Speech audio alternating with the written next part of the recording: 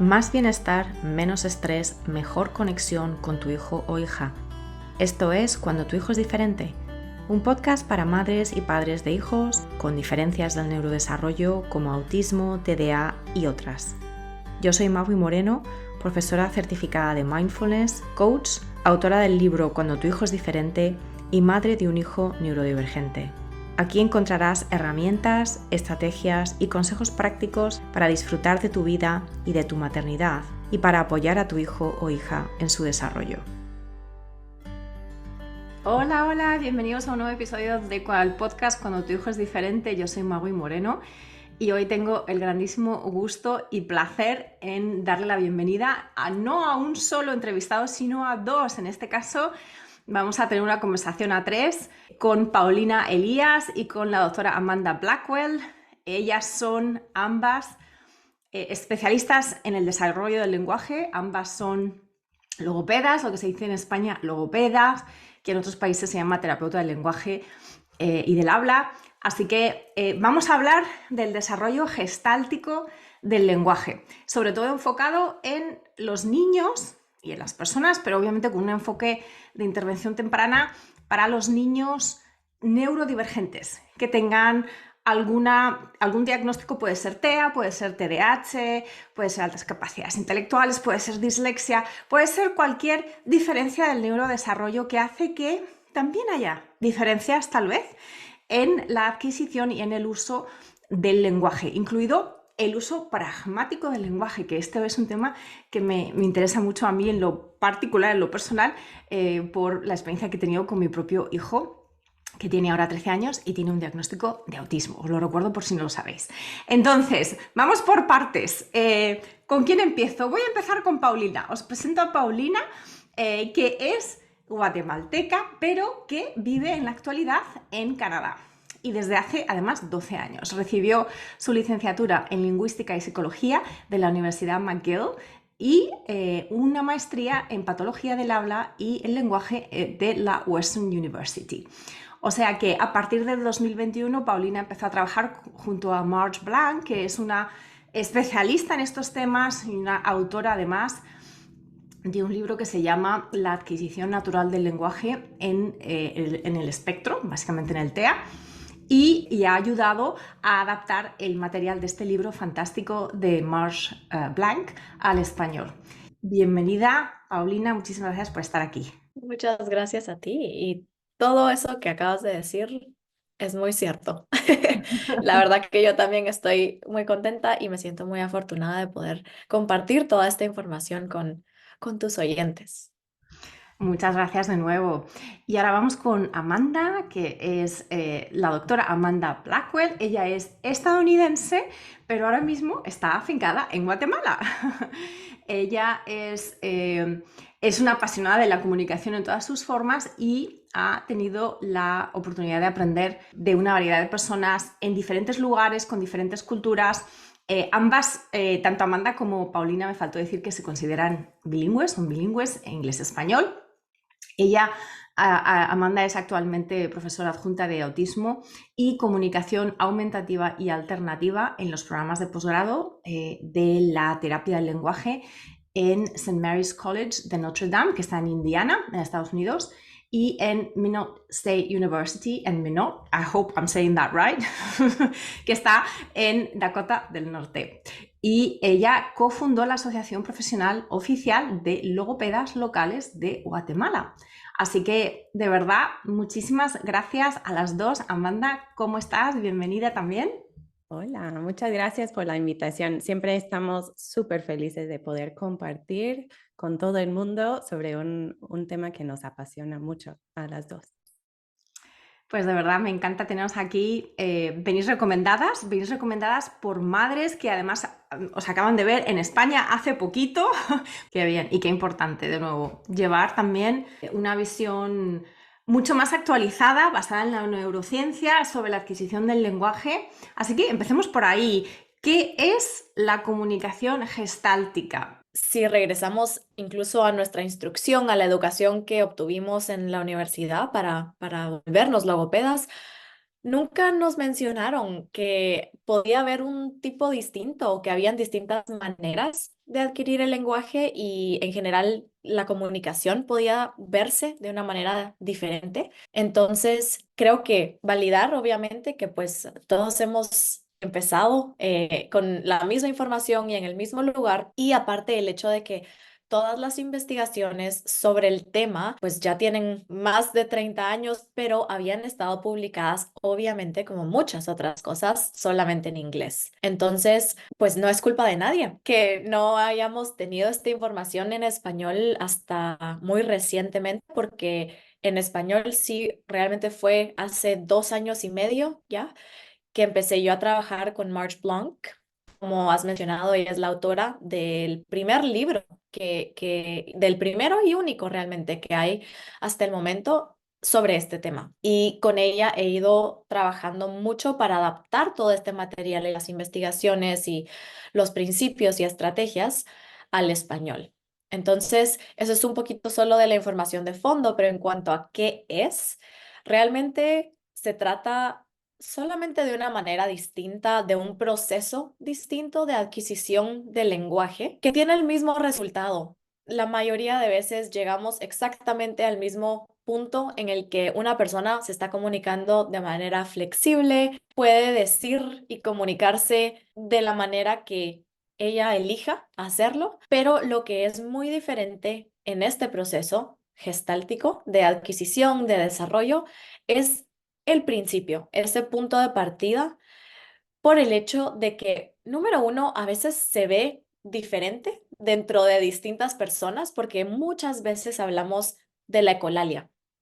Y la ecolalia es una característica importantísima dentro del proceso de desarrollo gestáltico del lenguaje. Para las personas que no saben exactamente qué es la ecolalia, realmente es solo la repetición del lenguaje, ¿verdad? Cuando escuchamos que una persona repite exactamente lo que otra persona dijo, ya sea en ese mismo momento o más tarde. Y esto también puede ser que lo escuchemos con películas, diálogos de videos o canciones o libros, cuentos. Entonces, hay un grupo de personas que desde chiquitos esa es la característica que comparten con nosotros, que nos hace pensar, tienen este tipo de desarrollo gestáltico, pero hay otro grupo, y este diría que tal vez a veces es incluso más común, que no tiene tanto lenguaje o tanta habla clara, comprensible, pero tienen mucho lenguaje melódico.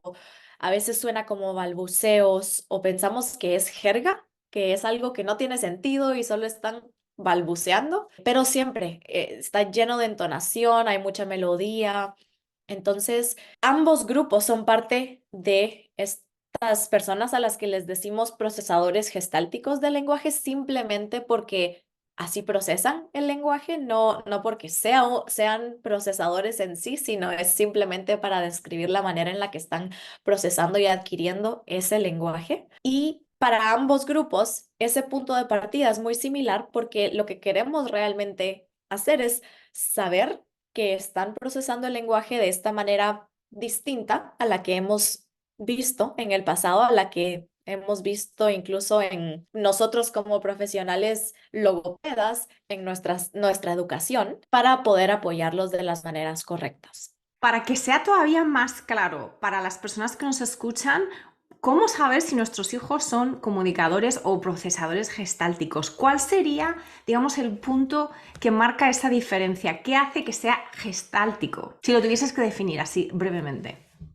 Claro, es cuando escuchamos frases enteras. Entonces, cuando escuchamos, tengo mocos o algo así, cuando tienen las manos sucias, por ejemplo, pero tú sabes que tengo mocos significa siempre algo de suciedad, que puede ser las manos o que necesitan que lo limpian o que cambien el pañal o de que no sé qué, pero esa frase es el gestalt que esa persona usa para decir que necesitan ayuda o necesitan limpiarse, ¿verdad? Entonces es una frase así que los papás siempre saben, casi siempre, qué significa, ¿verdad? Entonces este ejemplo es de una mamá de Valencia que conocí que me decía, que todos los profesionales le decían tienen que extinguir esas ecolalias y no ignorar sus ecolalias y eso es malo. Pero ella decía, no, porque yo sé que cuando me dice tengo mocos es porque está sucio y necesita ayuda para limpiarse. Entonces no voy a ignorar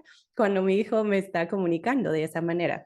Entonces es algo que escuchamos de muchas familias, que hay frases así que tal vez no son literales, pero que sí tienen un significado muy importante. Y si escuchas bien o si sabes el contexto en que lo escuchó la primera vez, es muy probable que vas a entender lo que está tratando de decir a través de sus gestalts enteros. Entonces, esa es la diferencia. Si alguien quiere agua y es un procesador analítico, va a decir agua, pero tal vez el niño que es procesador gestáltico te va a decir, ¿quieres un vasito de agua?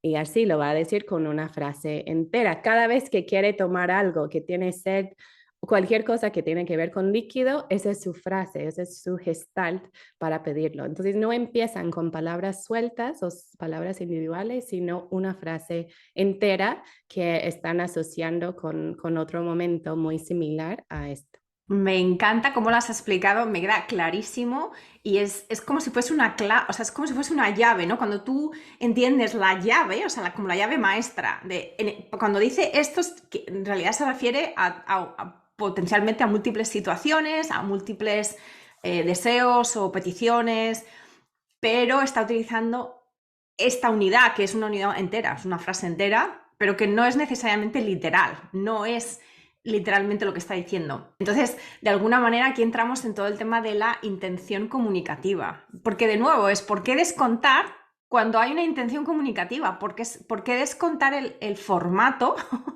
cuando la intención comunicativa está ahí? Es decir, cuando la motivación intrínseca para comunicarse está ahí, ¿no?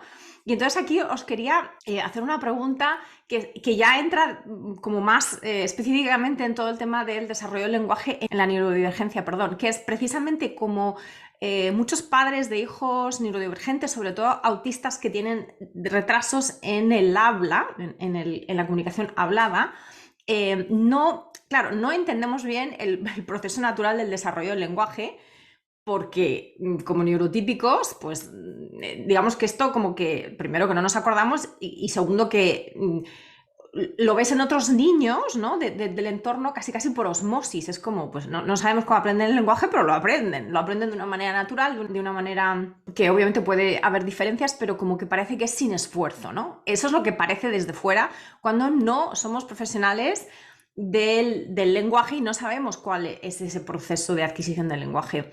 Entonces, ¿vosotras dirías que hay diferencias notables en ese proceso de adquisición del lenguaje entre los niños neurotípicos y aquellos que tienen un neurodesarrollo diferente? Creo que no podemos generalizar para decir todos los niños neurotípicos o todos los niños neurodivergentes son así o hacen esto, porque incluso una de las cosas que vemos es que no solamente las personas neurodivergentes pueden demostrar un tipo de procesamiento gestáltico del lenguaje. En ese aspecto, tristemente, todavía no tenemos datos actuales de evidencia para decir exactamente cuántas personas versus, ¿verdad? Entonces, en ese aspecto, pues, por eso no quiero generalizar, pero sí diría que una de las cosas que es importante que comentemos es la diferencia entre una adquisición y un aprendizaje, porque eso también es muy, muy importante y hemos visto que para nuestros procesadores gestálticos particularmente, eso es un poco distinto que para muchas de las personas neurotípicas que están procesando el lenguaje de otra manera. Y es el hecho de que al aprender algo, no necesariamente van a poder utilizarlo de una manera espontánea y no necesariamente se va a generalizar a otros contextos. Entonces, puede que les digamos, ok, nos dicen algo como, tengo mocos. Y nosotros les decimos, no, así no se dice, no tienes mocos. Tienes que decir, quiero que me limpien o quiero ayuda. Y entonces puede que en otro momento sí digan, quiero ayuda o quiero que me limpien, pero el tengo mocos no se va a ir así, porque esa es la manera en la que esta persona está comunicando muchas ideas distintas, esa fue la manera en la que esta persona adquirió un lenguaje y lo asoció con una situación en particular. Mientras que si nosotros le enseñamos explícitamente a decir, quiero ayuda, quiero que me limpien, no va a ocurrir lo mismo. Es muy difícil que lo generalicen a otros contextos. Entonces, por eso pensar en esta diferencia entre algo que están adquiriendo de manera natural, y por eso incluso el protocolo de March Blanc se llama así, adquisición natural del lenguaje, versus algo que aprendieron explícitamente, es muy diferente porque para una persona que tiene el otro tipo de desarrollo, un desarrollo analítico, es muy común y pueden escuchar, así no se dice, se tiene que decir, quiero que me limpies o quiero ayuda, y es bastante más fácil generalizarlo y usarlo de una manera flexible. Entonces, esa diría que es una de las diferencias más grandes en cuanto a los procesos, pensarlo así, la adquisición versus el aprendizaje, y que para nuestros procesadores gestálticos lo que queremos hacer no es que aprendan el lenguaje, sino que adquieran el lenguaje de manera natural. Y esto, cuéntanos un poquito más, Paulina o Amanda, ¿por qué? O sea, esta última frase que has dicho, danos la explicación o digamos la razón de por qué queremos. Es más por esa generalización y esa, digamos, como tratar esto como estamos dándoles una caja de herramientas que a ellos les funcionan y que por lo tanto va a incrementar su efectividad en la comunicación o por qué? Cuéntanos un poquito el por qué. Pues yo creo que todos hemos conocido a jóvenes autistas que tienen lenguaje como muy robótico, que hablan así con cierta entonación que suena como, bueno, poco natural, ¿verdad? Pero es porque han aprendido maneras de decir las cosas, pero no han adquirido o no han entendido cómo llegaron hasta ese punto, ¿verdad? Entonces, por muchos años, muchos autistas han aprendido a hablar o comunicarse de esa forma, pero que no fue natural porque no recibieron el apoyo en cada fase de ese desarrollo gestáltico. No recibieron los modelos de lenguaje que necesitaban para como hacer clic en cada fase de, oh, se puede cambiar el orden de las palabras o, oh, se puede modificar o combinarlo con otra frase. O sea, todo eso lo van haciendo así de forma natural cuando reciben los modelos. Y hay muchos, creemos, que hay muchos alistas o no autistas que son procesadores gestálticos del lenguaje, pero que pasaban como rápido por las fases sin el apoyo, o sea, que lo iban haciendo solitos, escuchando de diferentes formas y cambiando su forma de comunicarse o de hablar. Pero la diferencia con autistas es que muchas veces necesitan ese acompañamiento o apoyo y los modelos de lenguaje correctos para que vayan como entendiendo qué es lo que está pasando, ¿verdad? Y desarrollando el lenguaje, no solo aprendiendo qué decir. Y yo sé que Pau vas a decir otra cosa. Iba solo a mencionar que creo que también esto ayuda mucho a entender la diferencia, pero muchos de nuestros procesadores gestálticos, la emoción y la experiencia de una situación es lo que realmente hace que el lenguaje sea adquirido. Entonces, esa también es otra de las diferencias grandes y una de las razones más grandes por las que cuando damos un modelo de lenguaje natural, en un momento emocional, ya sea que están contentos o están tristes o enojados, pero que hay algún componente emocional, es mucho más probable que ese lenguaje sea adquirido. Y no aprendido, sino adquirido, porque es de una manera natural, de nuevo. Em, entonces, ese componente emocional siento que es otra de las diferencias grandes que no vemos tanto con una persona que tiene un proceso analítico de adquisición y de aprendizaje. Y qué interesante esto, ¿no?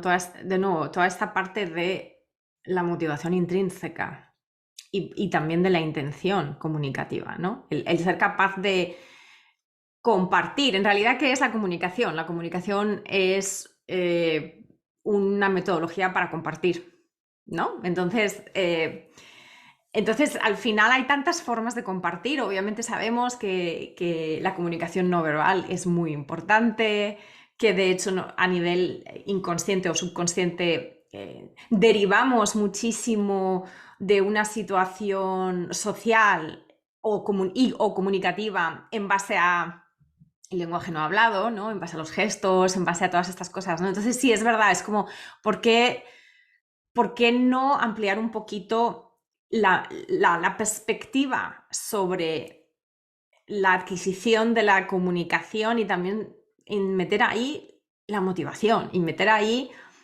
la intención, ¿no? Porque en muchos casos y sobre todo en el autismo, en el caso del retraso del habla, muchas veces con las mejores intenciones, pero como padres y también en caso de otros terapeutas que no sean especialistas del lenguaje o que no estén tan actualizados, muchas veces se asume que, bueno, si el niño no habla es porque no quiere. No, no, perdón.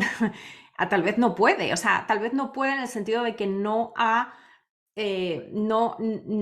tiene los recursos. Y no es solamente la falta de palabras, es que el entorno tampoco valora ni aprecia ni por lo tanto premia en el sentido de motiva esa intención comunicativa de ese niño que simplemente se demuestra de una manera diferente a como tal vez lo hacíamos nosotros de niños o como lo hacen otros niños alrededor, ¿no? Entonces yo creo que esto también es muy, muy importante, darle valor a la intención comunicativa de las personas que se comunican en este momento de una manera un poquito diferente a lo que estamos acostumbrados, a lo que esperábamos, ¿no?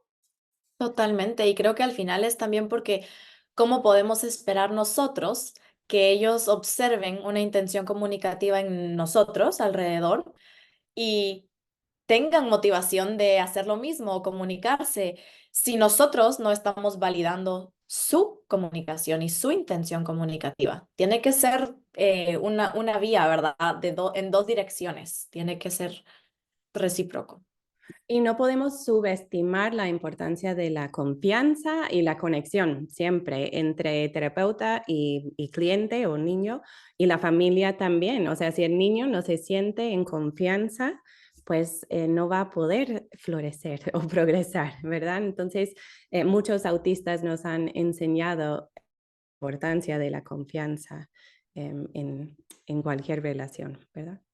Así es, porque si cada vez que abres la boca para decir algo te están corrigiendo, es que muchas de estas cosas también en el fondo son un poco de sentido común en el sentido de que es el menos común de todos los sentidos, que es si un niño está intentando comunicarse, porque lo ves, independientemente de que te esté tarareando una canción o de que te esté repitiendo una línea de Peppa Pig, da igual, está intentando comunicarse no solamente porque está emitiendo sonidos. Si el niño o la niña está emitiendo sonidos en un rincón haciendo cositas él o ella sola, pues ahí parece evidente que no hay intención comunicativa. Pero si te está mirando, si sabemos cuando hay conexión, sabemos cuando hay conexión y cuando hay intención de conectar. Entonces, aunque lo que salga de su boca no tenga ningún sentido para ti, como interlocutor, tú sientes que hay una intención de conexión y por lo tanto de comunicación. Entonces, si cada vez que el niño te dice algo de Peppa Pig, le dices, ya está bien de tanto Peppa Pig o ya está bien de que me repitas siempre la misma canción, te estás quedando en la superficie. Te estás quedando en la superficie de lo que te está diciendo sin mirar detrás, sin mirar qué es lo que realmente quiere. Tal vez simplemente quiere conectar conmigo o tal vez quiere algo de mí, pero de nuevo. Entonces, están, de nuevo, con las mejores intenciones muchas veces llegamos a los peores comportamientos en el sentido de desmotivar la comunicación por quedarnos en esa superficialidad de qué es exactamente lo que están diciendo a nivel de palabras. Y si no lo entendemos, pues ya como que lo descontamos. Entonces, yo como madre, habiendo estado en esa situación, porque mi hijo sí tuvo retraso del habla, a él le diagnosticaron con 4 años autismo y realmente no empezó a hacer frases completas hasta los 6, 7 años. él se comunicaba mucho con canciones, pero en realidad las canciones eran lo de menos. O sea, lo importante era, le encantaba la música, le encantaba bailar, le encantaba jugar con juegos que fuesen de respuesta y, ¿no? De decir algo y responder y tal. Entonces, eso era evidente que él quería comunicarse y quería conectar y tenía como un objetivo muy lúdico, que era pasarlo bien en compañía. Pero de nuevo, que fuese esta canción o que fuese esta otra canción o que no me dijese con una frase perfecta, mamá, quiero agua ahora, por favor, eso es lo de menos realmente, porque lo importante es ese deseo de comunicar y de conectar, ¿no? Entonces me parece que esto también es un mensaje súper, súper importante que tenemos que dar a los padres, sobre todo de hijos pequeños, que tienen retrasos en el habla, porque hay mucha frustración, pero también hay muchos malentendidos. Y definitivamente, si cada vez que tu hijo abre la boca y dice algo, le vas a criticar o le vas a corregir, pues no. No, o sea, piensa si te lo harían a ti, si estás intentando aprender algo y cada vez que lo intentas te están corrigiendo, ¿qué haría eso sobre tu motivación intrínseca?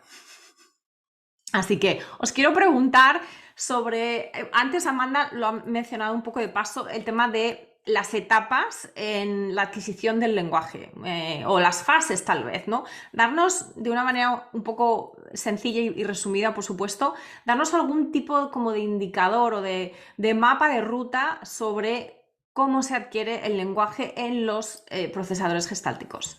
Claro, hemos visto, bueno, muchas analogías diferentes para conceptualizar las fases de la adquisición natural del lenguaje.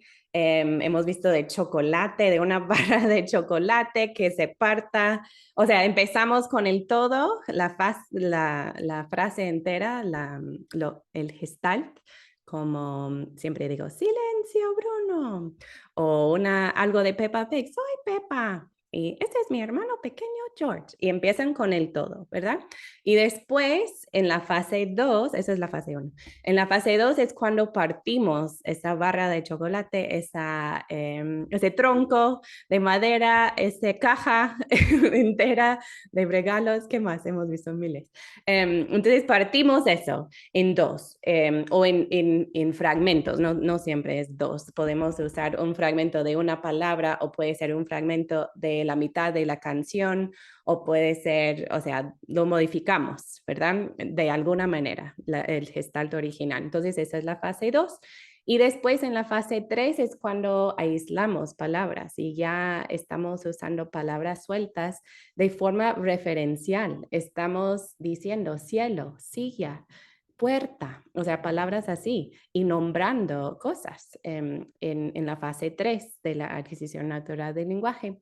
En la fase 4 estamos empezando a combinar palabras sueltas y usando frases cortos, o sea, pero son frases autogeneradas.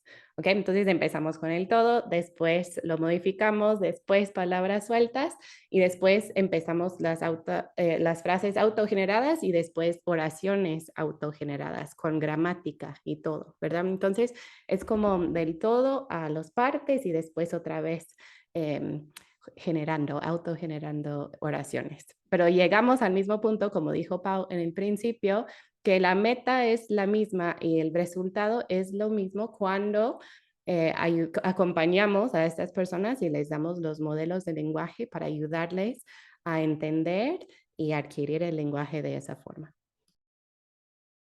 Muchísimas gracias, me encanta. Además, es como esa visión, ¿no? De empezamos, exacto, como has dicho tú, empezamos con el todo y empezamos luego a partir, ¿no? A fragmentar, pero luego en realidad es otra vez salir al todo, ¿no? El poder, sería una deconstrucción de las frases o de esa serie de palabras que aprendemos, ¿no? de corrillo, luego lo deconstruimos, lo cortamos y luego después lo mezclamos y podemos, exacto, utilizar lo de las frases autogeneradas. Me ha encantado, ¿no? Por marcar esa diferencia entre lo que es lo aprendido. Y habéis hablado de la ecolalia desde el principio. Mi hijo, por ejemplo, tenía muchísima ecolalia y a mí mi trabajo siempre es de apoyo a las madres, sobre todo a las familias, y muchas veces me preguntan, es que no, lo de la ecolalia tengo que evitarlo, tengo que no hacerle caso cuando me empieza a repetir cosas.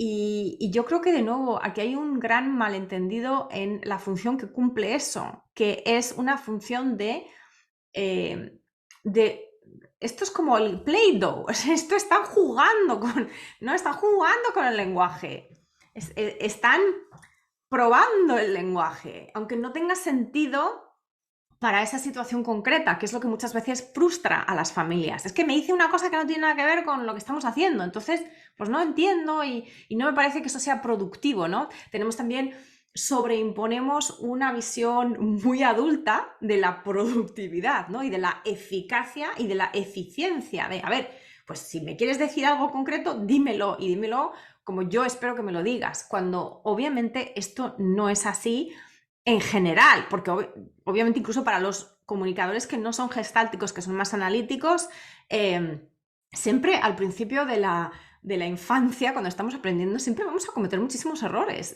como lo hacemos con todo, con aprender a ir en bicicleta y con aprender a caminar, nos caemos. Entonces, no tener una visión tan, tal vez, adultocéntrica, ¿no? Tenemos una visión muy centrada en los adultos, en yo hablo así y por lo tanto tú cuando empieces a hablar ya tienes que hablar como yo, aunque seas más pequeñito. No, no, eso no puede ser así, eso no puede ser así. Los niños también están jugando con el lenguaje, en el sentido de están saboreándolo, están, ¿no? Están como entrando en contacto con el poder del lenguaje. Así que os quería preguntar, esta es la pregunta del millón, ¿no? Que es, ¿cuáles son los errores más comunes que cometemos los padres al intentar fomentar la comunicación hablada de nuestros hijos, sobre todo autistas y con otras neurodivergencias, ¿no? Cuando digamos que ya hay, tanto a nivel de diagnóstico como a nivel incluso intuitivo antes de un diagnóstico, cuando nosotros ya percibimos que hay desafíos en la comunicación hablada, precisamente solemos cometer muchos errores. Entonces, darnos un decálogo aquí de los errores más comunes, y ya hemos aludido a varios de ellos, obviamente. Creo que errores suena demasiado negativo y siento que no deberían de sentirlos, bueno, obviamente no puedo decir yo cómo van a sentirlo ustedes, pero creo que se trata mucho más solo de estar abiertos a probar distintas cosas y en ese proceso tal vez hayan decisiones o cositas que hacemos que nos hacen sentir como que, ah, eso fue un error, pero es que si, sin eso, sin ese error, tal vez no hubiéramos podido llegar a donde estamos ahora. Entonces creo que yo lo veo más de esa manera, pero pensando en algunas de las cosas que platicamos muy seguido con padres de cosas que podemos cambiar o reemplazar, estrategias que podemos reemplazar. Y muchas veces lo que me ha encantado es que incluso los padres con los que he hablado dicen, bueno, sí, eso ya lo hago, pero no sabía si estaba bien o no y no era lo que tal vez otras personas me decían.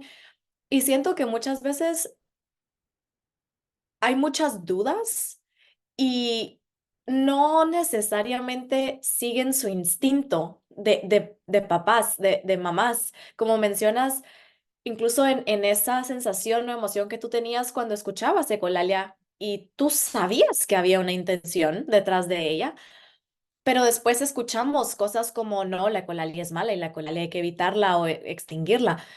Y entonces empezamos a dudar de todas las cosas que al principio se sentían como lo correcto y como lo que nos hacía sentido a nosotros. Entonces, un par de ejemplos concretos.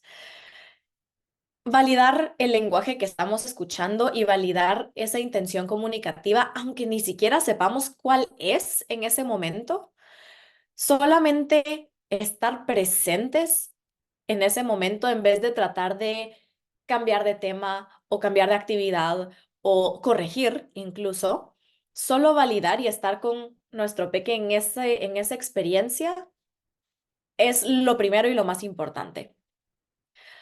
Lo segundo, las preguntas, que también es una de las cosas que hacemos muy seguido con cualquier niño, diría yo, ni siquiera solamente con procesadores gestálticos, es las preguntas y estas las queremos evitar lo más posible, porque no hay nada en una pregunta que ayude a nuestros peques a comunicarse realmente, a compartir sus emociones o sus ideas en ese momento, ni siquiera porque no la entiendan, pero porque en ese momento, estando rodeados por una experiencia, una actividad, una persona, si escuchan, ¿qué estás haciendo? No hay nada de nuevo en ese lenguaje que ellos puedan asociar con la actividad o con la persona, como si les decimos, en vez de una pregunta, podemos decir algo como, estamos juntos, estamos pintando, estamos dibujando un perro. Hoy vamos a comer pasta. Ya es hora de un bocadillo. Ese tipo de cosas que son muy concretas, muy neutrales, entonces también nuestros peques los pueden utilizar exactamente de la manera en la que los escucharon, sin necesidad de cambiar, porque de nuevo, pensando en esas fases que platicamos, en las primeras fases todavía no existe esta posibilidad incluso de modificar el lenguaje realmente. Entonces, los queremos equipar con muchas frases y mucho lenguaje que puedan utilizar de manera espontánea, pero exactamente como lo escucharon.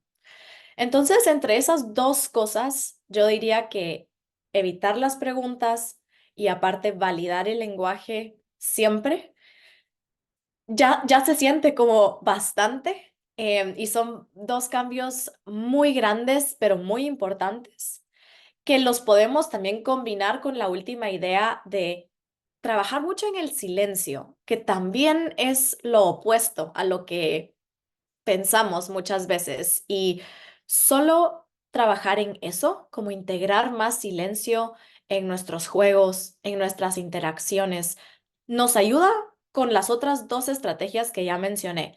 Al trabajar en el silencio, vamos a darle espacio a esa persona para que se expresen, para que se comuniquen, para que se sientan escuchados y validados. Y aparte, como estamos callados, no podemos hacer preguntas. Entonces, nos ayuda con las dos cosas. Me encanta, Paulina. Además, yo soy profesora de mindfulness, entonces es un sándwich magnífico que empieza con el validar y digamos que acaba con la presencia en silencio, ¿no? El silencio. Y entre medias, cambiar el sándwich. En vez de poner siempre las preguntas, que es como, digamos, vamos a seguir con esta metáfora, ¿no? Es como el jamón que siempre ponemos en el sándwich, las preguntas. Vamos a quitar el jamón, vamos a irnos a un sándwich vegetariano. Vamos a poner otra cosa que no sea preguntas, ¿no? Nos has dado una clave, yo creo que es súper importante, que es comentar. Lenguaje declarativo. Estamos haciendo esto, hoy hace sol, o tengo frío, o cualquier cosa que tenga que ver con nosotros mismos también, ¿no? Porque de esa manera también les estamos dando a ellos trocitos que pueden utilizar, como has dicho tú, verbatim, para referirse a cómo se sienten ellos en situaciones similares, por ejemplo, ¿no? Entonces, me encanta. El tema del silencio lo quiero recuperar porque creo que hay en muchos casos hay mucha ansiedad, sobre todo en diagnósticos de autismo, por parte de los padres y de los cuidadores, que lo que quieren es que el niño o la niña se comunique ya, y por supuesto de forma hablada además, ¿no? Que ya sabemos que esto además no es el caso para todo el mundo, no todo el mundo va a ser un comunicador hablante. Entonces, muchas veces esa ansiedad, esa preocupación, ese estar pensando siempre en el futuro, si va a hablar, si no va a hablar, si algún día podré tener conversaciones con él o con ella, hace que no estemos presentes en primera instancia y que tampoco queramos estar en silencio. De alguna manera empezamos a llenar el silencio con nuestra propia verborrea, ¿no? Esto creo que seguramente que lo habéis visto en vuestro trabajo terapéutico y es un poco la pregunta que os quería también hacer en base a vuestra trayectoria profesional, sobre todo a nivel terapéutico, a nivel de sesiones, a nivel de acompañar a familias. ¿Cuáles son estos principales desafíos que, según lo habéis visto vosotras, para que los padres, los cuidadores, las personas que pasan tanto tiempo con los niños, adopten un estilo de interacción como el que acabas de comentarnos tú, Paulina, que fomente este desarrollo natural del lenguaje. O sea, ¿cuáles diríais vosotros que son los obstáculos? Yo he mencionado uno concreto que es la ansiedad, ¿no? Ese nerviosismo, esa preocupación, ese deseo por que hable ya, que hable ya, que hable ya, que tienen muchos padres, pero no sé si podéis tal vez aportar algún otro. Y creo que el valor de hacer esto es el que también las personas que nos escuchen tal vez se vean representadas y esto les ayude a fomentar una interrogación propia, ¿no? Un preguntarse, un cuestionarse si a lo mejor pues también necesitan ellos apoyo para poder sobrellevar la situación y poder realmente fomentar la comunicación de sus hijos sin tantas dificultades. Yo, bueno, la verdad es que pienso que tengo más dificultades con profesionales que papás, porque siento que los padres, o sea, ya tenían ese instinto, ya sabían que estaban comunicando a su manera y que, o sea, no sabían si era bien repetir lo que su hijo decía o hablar de Peppa Pig todo el día o como Peppa Pig, en la voz de Peppa Pig, ¿verdad? O de cantar la misma canción miles de veces en un día, ¿verdad? Pero si les damos ese tip de sí, está bien, repetirlo, imitar sus sonidos, involucrarte en la canción si te dejan. Yo no canto muy bien, entonces no mucho me dejan en cantar las canciones. Pero sí, solo estamos dándoles permiso de hacer lo que ya querían hacer, ¿verdad? Porque yo siento que, bueno, tal vez es el opuesto de lo que pensamos, que van a hablar más si nosotros hablamos menos, pero así pasa, porque cuando tomamos el tiempo de escuchar y de comprender el origen de sus ecolalias o su ecolalia, estamos dándoles la oportunidad de comunicarse abiertamente con nosotros. Entonces, cuando estamos conscientes de eso, pues nos callamos, estamos como, sí, te quiero escuchar, quiero entender lo que estás pensando, quiero que me des esta ventana hacia tu mente para saber qué conexiones estás haciendo. Y si yo te estoy modelando lenguaje todo el tiempo, son mis ideas, no son tus ideas. Entonces, solo es de explicar eso y ya. Bueno, para mí ha sido fácil, para ti también va. Yo iba a decir exactamente lo mismo, que siento que el desafío más grande es por culpa nuestra, o sea, como profesionales y no tiene nada que ver con los padres, pero es un desafío con el que se topan ustedes como padres, porque la información que la mayoría de profesionales sigue compartiendo es esta, de que la ecolalia no tiene un sentido, no tiene una importancia y que todos deberíamos de adquirir y desarrollar el lenguaje de la misma manera y si no lo hacemos es un trastorno o un retraso. Y por un lado, o sea, al final estas cajas entiendo que ayuden o sea, que nos ayuden a hacer sentido del mundo, pero tenemos que pasar cierta incomodidad y tenemos que estar abiertos, creo, en todo momento. Entonces, sí creo que tiene todo que ver con el profesional y nada que ver con el padre en este caso. O sea, nos disculpamos. Me encanta también esta dosis de realidad y de realismo, ¿no? De hecho, yo tengo un episodio previo del podcast, el 117, que se titula Confía en tu criterio como madre. Y creo que este es uno de los problemas sobre el que estamos rondando con esto que estamos hablando ahora, ¿no? Que es que instintivamente los padres primamos la conexión, porque de cualquier manera venimos ya preprogramados de esa forma. Somos mamíferos y además somos primates y somos, por lo tanto, animales altamente sociales, que no siempre sociables, pero no. Entonces, ya venimos en serie así, independientemente de nuestra neuroidentidad. Venimos preprogramados para querer conectar y para primar la conexión, sobre todo en el vínculo madre-hijo, cuidadores-hijos, padres-hijos, ¿no? Entonces, instintivamente, yo creo que sí que es cierto que que en el fondo seguramente nos sale mejor de lo que pensamos, pero que luego pues nos entra la duda, ¿no? ¿Lo estamos haciendo bien? ¿No lo estamos haciendo bien?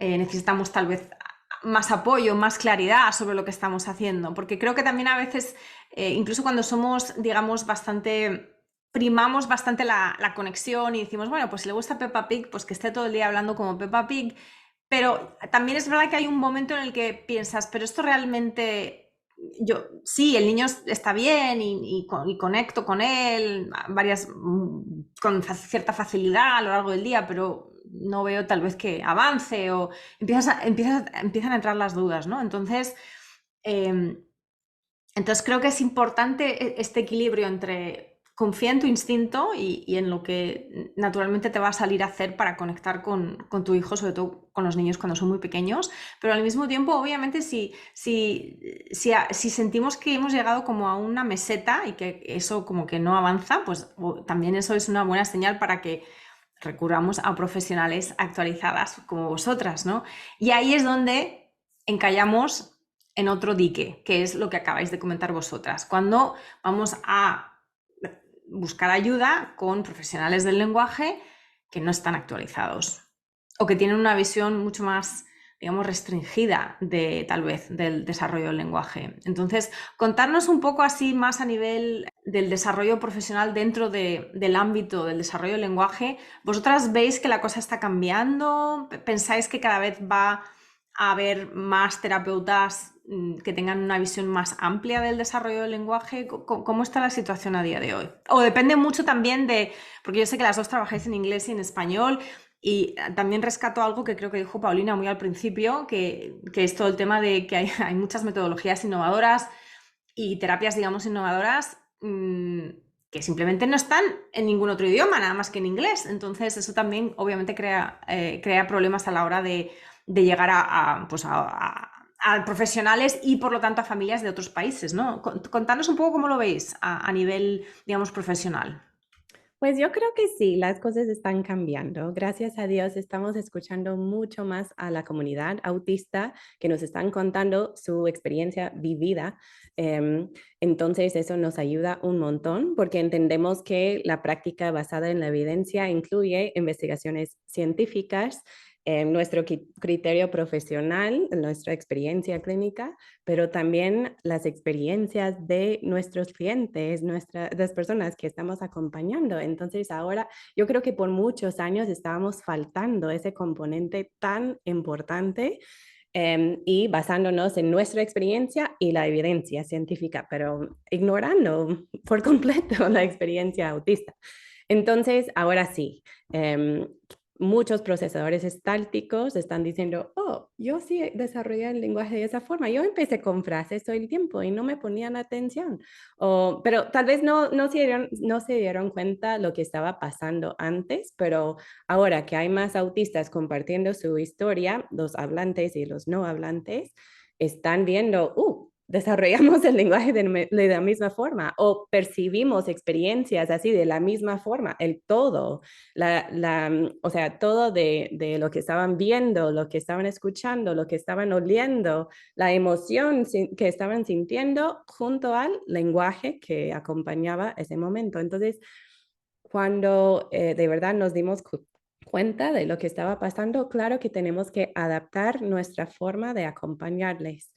Entonces yo creo que eso es la clave y la razón por la cual estamos actualizándonos, poniéndonos al día y modificando la forma en que los estamos acompañando, ¿verdad? Entonces sí, las cosas están cambiando poco a poco, poquito a poquito en algunos lugares, pero por eso sacamos nuestro curso en español primero. O sea, Pau trabajó miles de horas, sin exagerar, en la traducción oficial del artículo de March de 46 páginas o algo así. Empezamos con el libro, de hecho. Oh my Sí, God. sí, empezamos con el libro. Claro. Después sentimos como que necesitábamos hacer o compartir un recurso un poco más rápido y obviamente el resumen de ese libro, Mark ya lo tenía en inglés, entonces eso fue lo que publicamos primero en español, pero después sí, con Amanda al final pasamos también muchas horas adaptando el material en base a lo que estábamos nosotras también notando en nuestros propios estudiantes que estaban procesando el lenguaje de esta manera. Y así el curso realmente no es una traducción del inglés al español, sino es una adaptación. Por eso incluso en todo lo que hacemos somos también muy transparentes cuando no tenemos todavía evidencia científica para decir exactamente así es. Em, pero igual compartimos esas experiencias y esas anécdotas porque creemos que es súper, súper valioso para las otras personas que están pasando por la misma situación, que igual sepan, número uno, no están solas y número dos, estas son cosas que nos han funcionado a nosotras, entonces puede que funcionen también. Y esa ha sido realmente nuestra misión desde el principio con nuestros cursos en particular. Pues os quiero agradecer muchísimo el tiempo que hemos pasado juntas. He aprendido cosas muy, muy, muy interesantes y me parece que dejáis unas claves concretas, que obviamente son consejos prácticos muy genéricos, pero que cualquier persona que nos escuche, que tenga hijos pequeños, que estén en este, o no tan pequeños, que estén en este proceso de adquisición y de desarrollo del lenguaje, pueden poner en la práctica desde ya. Os quiero agradecer de nuevo y ahora sí me gustaría que nos contaseis un poquito más, pues precisamente de esta parte última que habéis comentado, contándonos un poco la página web. Sé que tenéis un curso gratuito que es como una especie de introducción al desarrollo natural del lenguaje. Contanos un poquito más, ¿dónde pueden adquirir más recursos? Sí, tenemos la página web que es comunicación-natural.com y ahí tenemos un curso de 16 horas. Tenemos un curso para papás y otro curso para profesionales que quieren aprender, no específicamente logopedas, sino cualquier miembro del equipo que está acompañando a este autista o procesador gestáltico del lenguaje. Página de Marge Blanc está en inglés, es communicationdevelopmentcenter.com. Pero si pones /Spanish, ahí hay muchos recursos también gratis en español que Paulina ha traducido. Ella es la traductora oficial de Marge Blanc para todo en español. Entonces ahí hay handouts que puedes descargar, hay algunos videos donde hablan de casos específicos y demás. Tenemos Instagram, es comunicación natural. También tenemos Instagram en inglés, que es natural.communication. Y el curso que habías mencionado tú, en este momento lo tenemos en inglés. Es un crash course en inglés de 1 hora, una introducción, como mencionaste, pero estamos trabajando en el mismo tipo de recurso que también ofreceremos en español. Genial, me encanta. E imagino que también ofrecéis consultorías individuales para familias, ambas. Por el momento, solamente yo estoy ofreciendo consultorías, sí. Toda esta información que nos acabáis de comentar la dejaré en las notas del episodio y de nuevo os quiero agradecer no solamente la labor que lleváis a cabo, que me parece súper importante, sino también el hecho de que queráis llevarlo a varios idiomas. Nos encontramos con obstáculos de comprensión, pues de materiales que están en otro idioma y que no controlamos y que por lo tanto pues no podemos acceder a ellos, ¿no? Hay un problema ahí de acceso. Entonces me encanta que estéis trabajando no solamente en el fondo de la cuestión, sino también en el formato y por lo tanto en la accesibilidad de todas estas cuestiones tan importantes. Así que de nuevo, Amanda y Paulina, muchísimas gracias por vuestro tiempo y por vuestra generosidad. Descarga tu kit de primera ayuda para padres y otros recursos gratuitos en magoymoreno.com. Para no perderte ningún episodio, suscríbete en tu plataforma de podcast favorita. Y si te ha aportado valor, por favor, compártelo con otras madres y padres en la misma situación. O deja un comentario o una reseña para aumentar la visibilidad de este programa y que llegue a más familias en busca de apoyo.